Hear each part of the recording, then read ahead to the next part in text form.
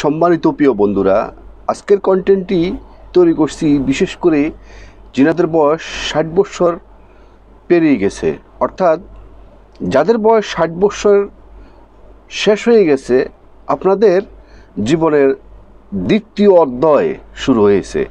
আর দ্বিতীয় অধ্যায় যদি কোনো আপনার জীবনকে, আপনার লাইফস্টাইলকে যদি আপনি সুন্দর করতে পারেন বা লাইফস্টাইলকে যদি চেঞ্জ করতে পারেন, বা আজকে আমি আপনাদেরকে যে খাবার কথাগুলো বলবো ওই খাবারগুলো যদি আপনি খেতে পারেন, তাহলে আপনি কখনো ডক্টরকে নিয়ে কখনো দৌড়াদৌড়ি করতে হবে না, হসপিটাল কখনো দৌড়াদৌড়ি করতে হবে না।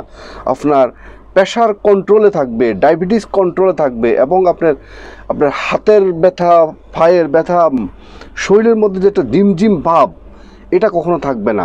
দেখেন, আমরা যাদের ৬০ বৎসর পেরিয়ে যাওয়ার পরে আমরা মনে হয় যে দুনিয়াবি, আমাদের সব কিছু আমরা হারিয়ে ফেলছি। আমরা মনে হচ্ছে মৃত্যু যাত্রী হিসাবে আমরা জীবনযাপন করতেছি, যে কোনো সময় আমরা মারা যেতে পারি। আমাদের মধ্যে একটা ক্লান্ততা চলে আসে, একটা বিষণ্ণতা চলে আসে, একটা আপনার হাঁটুর ব্যথা সৃষ্টি হয়, এবং ডায়াবেটিস সৃষ্টি হয়, এবং নানান জটিলতা আমাদের মধ্যে সৃষ্টি হয়। এগুলো একমাত্র কারণ হচ্ছে যে আমাদের কিছু খাওয়ার দাওয়ারের, চলাফেরার, কিছু লাইফস্টাইলের কারণে আজকে আমাদের এই সমস্যাটা। আমরা যারা বিদেশে বাড়িতে আছি, আমরা দেখছি ৬০, ৭০, ৮০ বছর, ৯০ বছর পর্যন্ত, এখনও পর্যন্ত তারা টকবকে যুবকের মতো তাদের জীবনযাপন পরিচালনা করতেছে, এবং ৬০, ৭০ বছর, ৮০ বছর বয়সে মানুষ এখন পর্যন্ত বিয়ে পর্যন্ত করতে পারতেছে, বিয়ে করার জন্য প্রস্তুত। তাহলে আমরা যারা বাঙালি, আমরা দেখি যে আপনার ৬০ বছর পরে মনে হয় যে আমাদের জীবনে সব কিছু শেষ, মানে আমাদের আর কিছুই নেই। তো সেই নিরিখে আজকে আমি ভিডিওটি তৈরি করছি। দেখেন, কেজি 1 থেকে শুরু করে যখন ক্লাস 10 অবধি শেষ করে, অর্থাৎ মেট্রিক পাস করার পরে যে কোনো স্টুডেন্টের জীবন সেকেন্ড অধ্যায় শুরু হয়। আর সেকেন্ড অধ্যায় যদি কোনো সে ভালোভাবে যদি কোনো নিজেকে রিয়েলাইজ করতে পারে এবং ভালোভাবে যদি কোনো সে প্রস্তুত নিতে পারে, তাহলে তার বাকি জীবনটা অনেক বেশি সুন্দর হবে। ইন্টারমিডিয়েটের রেজাল্টের উপরে ডিপেন্ড করবে সে ভালো একটা কলেজে, ভালো ইউনিভার্সিটিতে বা ভালো কলেজে বা অনার্স করার জন্য, মানে যে কোনো অ্যাডমিশনের জন্য তার যে মার্কের প্রয়োজন, সে মার্কটা কিন্তু ইন্টারমিডিয়েট তাকে কমপ্লিট করতে হবে। আর সেই ইন্টারমিডিয়েট ভালো মার্ক পাওয়ার জন্য, ভালো রেজাল্ট করার জন্য, তার লাইফকে ভালোভাবে বিল্ড আপ করার জন্য তাকে অনেক বেশি পরিশ্রম করতে হবে, তার লাইফস্টাইলকে অনেক বেশি চেঞ্জ করতে হবে। তেমনিভাবে একজন ৬০ বৎসর মানুষের তার সেকেন্ড অধ্যায়ে তার জীবন যখন শুরু হবে, তার সেকেন্ড অধ্যায়ের যে প্রস্তুতিটা অনেক ভালোভাবে তার লাইফস্টাইলটাকে সাজাতে হবে। তাহলে তার সেকেন্ড অধ্যায় তার জীবনটাকে অনেক বেশি পরিপূর্ণ করে ফেলবে, অনেক বেশি সুখ স্বাচ্ছন্দ্য তার জীবন আনি দিবে। কারণ আমাদের সবার জীবনের সেকেন্ড অধ্যায়ের মধ্যে আমাদের সবচেয়ে বেশি শরীরের মধ্যে ক্লান্ততা চলে আসে, অসুস্থতা ভাব চলে আসে, এবং আপনার গ্যাস্ট্রিকের সমস্যার সৃষ্টি হয়, আলসারের সমস্যার সৃষ্টি হয়, এবং পায়ের জয়েন্টে তার পুরো বডির জয়েন্টে সমস্যার সৃষ্টি হয়, ডায়াবেটিসের সমস্যা হয়। তারপরে যায় তার ব্রেন, মনে রাখার যে বিষয়টা, অনেক কিছু সে মনে রাখতে পারে না, হ্যাঁ, চোখে ঝাপসা দেখে, মানে নানান রকম রোগ শোকে তাকে আক্রান্ত করে। একমাত্র কারণ হচ্ছে যে এটা আমাদের এই যে সমস্যাগুলো, এই সমস্যাগুলো আপনাকে খুব বেশি দামের খাদ্য আপনার প্রয়োজন না, খুব কম দামের কিছু খাদ্য আপনাকে আজকে আমি বলবো। সেই খাদ্যগুলো যদি আপনি খেতে পারেন, পাশাপাশি যদি আপনার লাইফস্টাইলটাকে আপনি চেঞ্জ করতে পারেন, তাহলে আপনার দ্বিতীয় অধ্যায় আপনার জীবনের হবে আপনার নতুন একটা দিগন্ত, এবং আপনার টকবকে যুবকের মতো আপনার বাকি জীবন সুন্দরভাবে, আপনার স্বাচ্ছন্দ্যভাবে আপনি চলতে পারবেন। আপনার ব্লাড সার্কুলেশন অনেক বেশি দ্রুতভাবে চলবে, এবং আপনার সমস্ত শরীরের জয়েন্টের ব্যথা, সমস্ত ব্যথা চলে যাবে। ডায়াবেটিস থাকবে না, কোনো ডক্টরের কাছে আপনি দৌড়াদৌড়ি করতে হবে না, কোনো মেডিসিন আপনাকে খেতে হবে না। শুধু আজকে আমার যে ট্রিটমেন্টগুলো আমি আপনাদেরকে বলবো, আজকে আমি আপনাদেরকে যে সাজেশনগুলো দিব, যে খাওয়ার যে তালিকাগুলো দিব, সেই তালিকা অনুযায়ী সেই লাইফস্টাইলটাকে যদি আপনি চেঞ্জ করতে পারেন, তাহলে ইনশাআল্লাহ আপনি অনেক বেশি ভালো থাকবেন। তো চলুন, প্রথমে আপনাদেরকে খাওয়ার তালিকাটা আপনাদেরকে আমি বলে দিই। সেটা হলো, নিয়মিত তিসি বীজ খাবেন এবং মুগ ডাল খাবেন। মুগ ডাল যে কত রকম আপনার শরীরের সকল ক্যালসিয়াম আপনার পরিপূর্ণ করবে আপনার মুগ ডালটা। মুগ ডালটা আপনার আপনার সিদ্ধ করেও খেতে পারেন, বা ডাল বানিয়েও খেতে পারেন, বা এটার সাথে ভেজিটেবল অ্যাডজাস্ট করেও আপনি খেতে পারেন। অর্থাৎ আপনি যেভাবে খান প্রতিদিন আপনার খাওয়ার তালিকার মধ্যে আপনি মুগ ডালটা রাখবেন এবং তিসের বীজটা রাখবেন এবং ডালিয়ার বীজ প্রতিদিন খাওয়ার জন্য চেষ্টা করবেন। এবং আখরোট, এটা ছোট্ট দানা হতে পারে, ছোট্ট একটা বীজ হতে পারে, কিন্তু এটার মধ্যে অনেক রকম আপনার ক্যালসিয়াম, যেটা আপনার শরীরের সমস্ত কিছু ঘাটতি ফিল আপ করবে। সে আখরোটটা আপনি প্রতিদিন 2 থেকে 3 পিস আপনি খেতে পারেন। রাত্রেবেলা ভিজে রাখলেন, সকালবেলা আপনি এটা খেতে পারেন।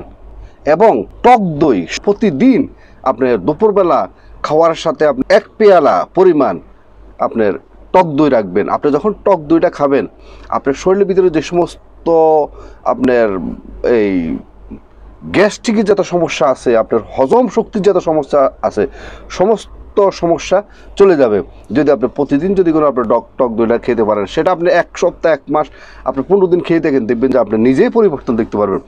এটা অনেক বেশি দাম নয়, এটা আপনি বাজার থেকে 1 কেজি নিয়ে আসতে পারেন, আর এনে আপনি এটা ফ্রিজে রেখে দিতে পারেন। প্রতিদিন দুপুরবেলা খাওয়ার সময় আপনি অল্প অল্প একটু একটু করে খাওয়ার সাথে আপনি খেতে পারেন, দেখবেন যে এটা আপনাকে চমৎকারভাবে কাজ করবে। তখন আপনাদের বয়স যখন 60 বছর হবে, তখন কিন্তু মানুষের শরীরের একটা স্থবিরতা চলে আসে এবং আপনার হজম শক্তির একটা সমস্যা চলে আসে। আপনি কিন্তু একটা ইয়াং মানুষের যা খায়, আপনি কিন্তু তা খেয়ে কিন্তু আপনি হজম করতে পারবেন না। তো সুতরাং আপনার কিছু খাওয়া দাওয়ার মধ্যে আপনার কিছু চেঞ্জ আপনাকে আনতে হবে, কিছু লাইফস্টাইলের মধ্যে আপনাকে কিছু চেঞ্জ আনতে হবে। তাহলে দেখবেন যে আপনার জীবনটা একটা ইয়াং জেনারেশন ছেলে যেভাবে তার জীবনকে টকবকে জীবন পরিচালনা করতে, তার চেয়ে আপনি দ্বিগুণ আকারে আপনার জীবনকে আপনি পরিচালনা করতে পারবেন।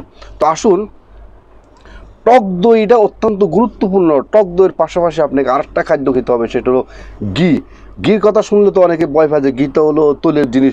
নো, এটা হচ্ছে আলাদা একটা বিষয়, এটা সম্পূর্ণভাবে একটা আলাদা বিষয়। আপনি প্রতিদিন সকালবেলা নাস্তা খেতে যদি আপনি একটু ঘি দিয়ে, রুটি দিয়ে, বেশি নয়, আপনি 2 চামচ বা কম খান, বেশি খাবেন না, অর্থাৎ 1.5 চামচ বা 2 চামচ ঘি দিয়ে আপনি রুটি খেতে পারেন, বা যেটাই খান আপনি প্রতিদিন যখন আপনি ঘি খাবেন, তাহলে দেখবেন যে আপনি অস্বাভাবিকভাবে আপনার শরীরের আপনার রক্ত সঞ্চালন বেড়ে যাবে এবং আপনার শরীরের মধ্যে নানান রকম যে অসুবিধা আছে, সমস্ত অসুবিধাগুলো আস্তে আস্তে দূর হয়ে যাবে। আমি যে আপনাদেরকে যে 5টি খাদ্যের কথা বলছি, এই খাদ্যগুলো কিন্তু আমাদের চোখের সামনে আছে, কিন্তু এগুলো আমরা অবহেলা করি বা আমরা জানি না, সেজন্য আমরা খাই না।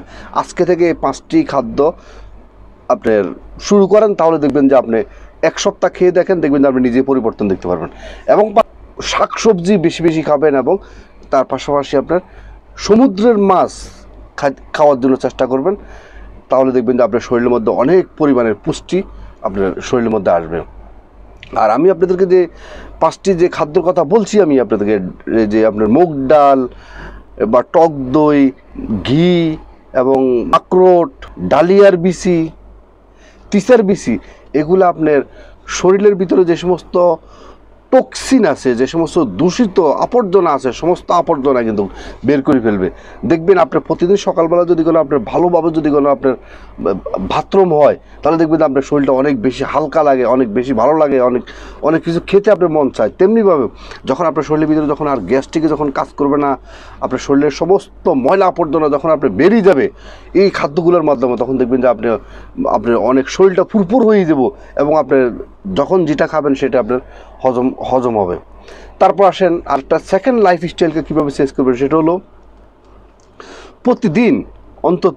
প্রতিদিন সকালবেলা ঘুম থেকে উঠেই অন্তত 30 থেকে 40 মিনিট হাঁটাহাঁটি করবেন, অর্থাৎ ব্যায়ামের স্টাইলে। আপনার বয়স অনুযায়ী আপনি যতটুকু ক্যাপাসিটি সম্ভব অতটুকু আপনি দৌড়াদৌড়ি করবেন। যতটুকু করলে আপনার শরীরটা একটু নাড়াচাড়া খাবে, অতটুকু অনেক বেশি প্রয়োজন নেই। যেটা আপনার শরীর যতটুকু আপনার ক্যাপাসিটি, শরীর যেভাবে আপনাকে সাপোর্ট করে ওভাবে আপনি 30 থেকে 40 মিনিট আপনি হাঁটাহাঁটি করতে পারেন। যখন আপনি এভাবে হাঁটাহাঁটি করবেন, দেখবেন যে রক্ত সঞ্চালন অনেক বেড়ে যাবে এবং আপনার হাত অনেক স্ট্রং হয়ে যাবে এবং পায়ের প্রত্যেকটা জয়েন্টগুলো অনেক স্ট্রং হয়ে যাব।